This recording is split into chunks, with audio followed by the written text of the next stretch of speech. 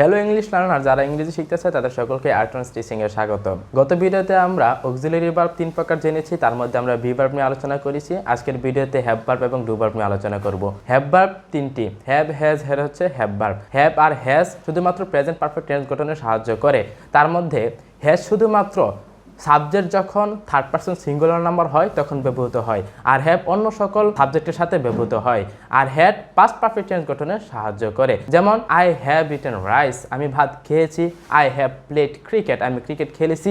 He has played football, say football খেলেছে। আরেকটি কথা মনে রাখতে হবে, পারফেক্ট টেন্স যখন গঠন করা হবে তখন মেইন ভার্বটি ভার্ব 3 হতে হবে। আপনারা দেখতে পাচ্ছেন আই হ্যাভ ইটেন রাইস, ইটেনটা হচ্ছে ভার্ব 3, ইট, এট, ইটেন, ইটেনটা হচ্ছে ভার্ব 3।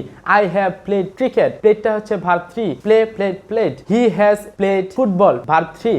আবার হ্যাভ হ্যাজ ব্যবহার করে আমরা প্রশ্নবোধক বাক্য তৈরি করতে পারি। হ্যাভ আর হ্যাজটারে শুধুমাত্র সাবজেক্টের আগে বসিয়ে দিলেই প্রশ্নবোধক বাক্য হয়ে যাবে, যেমন হ্যাভ ইউ ইটেন রাইস, তুমি কি ভাত খেয়েছো? Yes I have eaten rice, হ্যাঁ আমি ভাত খেয়েছি। হ্যাজ হি প্লেড ফুটবল, সে কি ফুটবল খেলেছে? Yes he has played football, হ্যাঁ সে ফুটবল খেলেছে। তো এভাবে আমরা প্রশ্নবোধক বাক্য তৈরি করতে পারি। এখন হেডের ব্যবহার, হেড পাস্ট পারফেক্ট টেন্স গঠনে সাহায্য করে, যেমন আই হ্যাড প্লেড ক্রিকেট, আমি ক্রিকেট খেলেছিলাম। I had gone to Dhaka, আমি ঢাকায় গিয়েছিলাম। আই হ্যাড ইটেন রাইস, আমি ভাত খেয়েছিলাম। প্রেজেন্ট পারফেক্ট টেন্স যেভাবে হ্যাভ হ্যাজ দিয়ে প্রশ্নবোধক বাক্য তৈরি করা যায়, ঠিক সেভাবে হেড ব্যবহার করেও পাস্ট পারফেক্ট টেন্সের প্রশ্নবোধক বাক্য তৈরি করা যায়, যেমন হ্যাড হি প্লেড ক্রিকেট, সে ক্রিকেট খেলেছিল। Yes he had played cricket.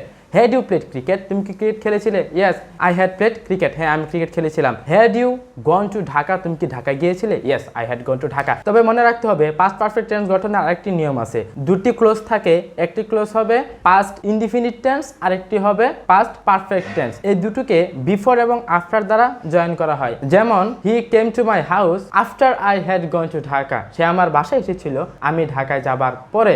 এখানে দেখতে পাচ্ছেন হি কেম টু মাই হাউস, কেম, হি কেম, এটা হচ্ছে past indefinite tense. After I had gone to Dhaka, আমি ঢাকা যাবার পরে।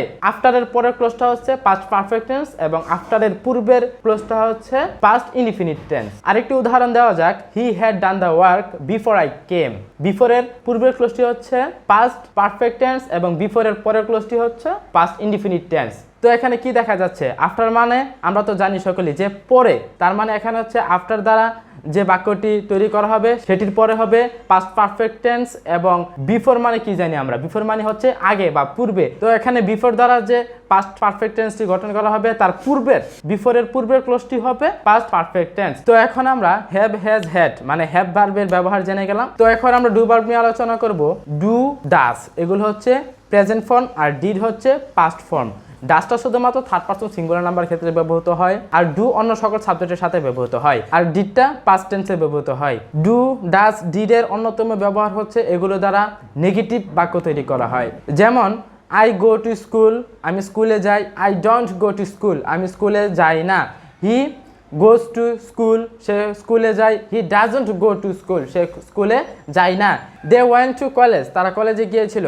দে ডিডন্ট গো টু কলেজ, তারা কলেজে যায়নি।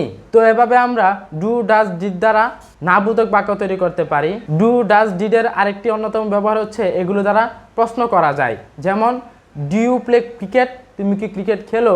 Do you go to Dhaka, তুমি কি ঢাকায় যাও? ডিড হি প্লে ফুটবল, সে কি ফুটবল খেলতো? Did he write the letter, সে কি চিঠি লিখতো?